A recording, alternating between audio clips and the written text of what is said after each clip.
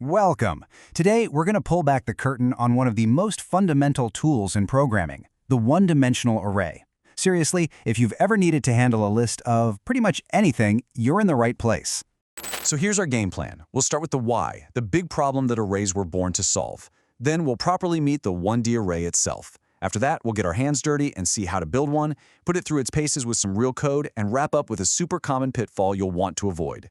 All right, first things first. Why do we even need arrays? Well, it all kicks off with a classic headache that every programmer runs into eventually.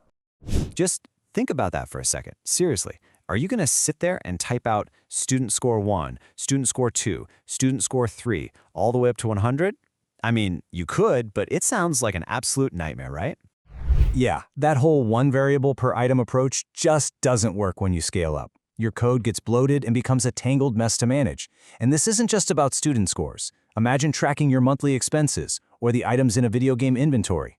How would you find the average score or sort the expenses from highest to lowest? It would be a monster of a task, full of repetitive code. There has to be a better way to handle groups of similar data. And that, my friends, brings us to the hero of our story, the one-dimensional array. At its heart, an array is beautifully simple. The best way to picture it is just a single row of boxes, all neatly lined up next to each other in a perfect line. Each box holds one item, and they all belong to the same group. Now, how do you find a specific box? Well, each one has a unique address, kind of like a house number, called an index.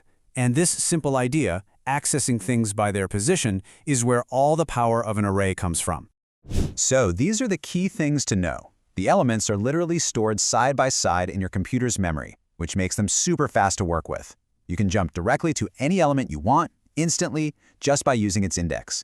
The only real catch, you have to decide on its size when you first create it, and that size is fixed. Okay, so we get the what and the why. Now let's get practical. How do we actually build one of these things in our code? The syntax is actually pretty straightforward. First, you tell it what kind of data you're storing, like int for whole numbers. Then you give your array a name. And finally, in square brackets, you tell it how many boxes you need. So this example, int nums5, just creates an array named num that's ready to hold 5 integers. Simple as that. Now, this right here is the single most important rule you have to remember. I'm serious.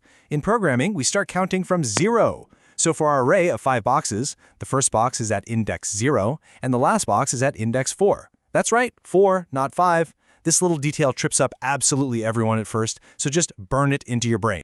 Now, you can also fill up your array with values the moment you create it. There are a couple of cool ways to do this. On the left, you can see we're explicitly saying we want 5 spots and then giving it the 5 numbers, or, as you see on the right, you can be a little lazy, in a good way, and just provide the values. The compiler is smart enough to count them for you and set the size automatically. Pretty handy, right? All right, enough theory. Arrays are the quiet workhorses of the digital world. They're organizing the pixels on your screen right now. They're managing your music playlists. You name it. This is where we see their organizational power truly come to life.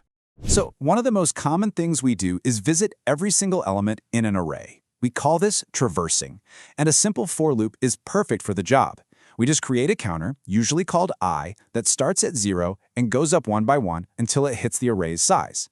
And inside that loop, we can do whatever we want with the element at the current index. And no surprises here. The output is exactly what you'd expect. All the elements of the array printed out in order from the first to the last. It's clean, it's simple, and it's incredibly effective. But what if we want to go in reverse? Easy. We just flip the logic in our loop. This time, we start our counter I at the last index, which is always size -1. And we keep going as long as I is 0 or more, counting down each time. And check it out. The result is the mirror image of what we had before. The same numbers, but printed out in reverse order. It's amazing how a tiny change in the loop gives you complete control over the direction. Okay, let's try something a little more interesting, like adding up all the numbers in an array. The strategy is simple. We create a variable called sum and set it to 0. Then we'll loop through the array, and for each number we visit, we'll just add its value to our running total in sum. Let's just trace this out loud. So, sum starts at 0. The loop begins. We grab array 0, which is 1, add it to sum. Sum is now 1. Next round, we grab array 1, which is 2, add that to our current sum of 1. Now sum is 3. Then we add 3, making it 6. Then we add 4, making it 10. And finally, we add the last element, 5, which brings our grand total to 15. And once that loop is all done, the program prints out the final value of sum. See? The logic worked perfectly. This pattern, initializing a variable and then updating it inside a loop, is something you will see and use constantly in programming. Okay, time for our last, and I'd say most critical section. Because with the awesome power of arrays comes some pretty serious responsibility.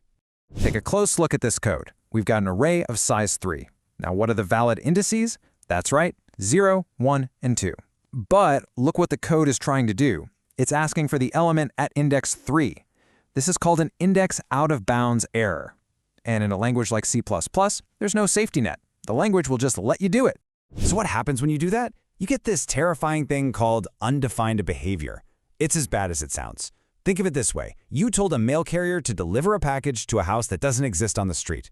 What do? Maybe they just get confused and bring it back. Maybe they leave it on a random person's porch, causing all sorts of chaos. Or maybe they just crash the mail truck. You just don't know. It's unpredictable, it's dangerous, and it is a massive source of bugs. So when you get right down to it, arrays are an incredible tool. They're all about organization and efficiency, but they demand absolute precision from you, the programmer. One tiny step in the wrong direction, and you can fall off a cliff into total chaos. It really makes you think, doesn't it?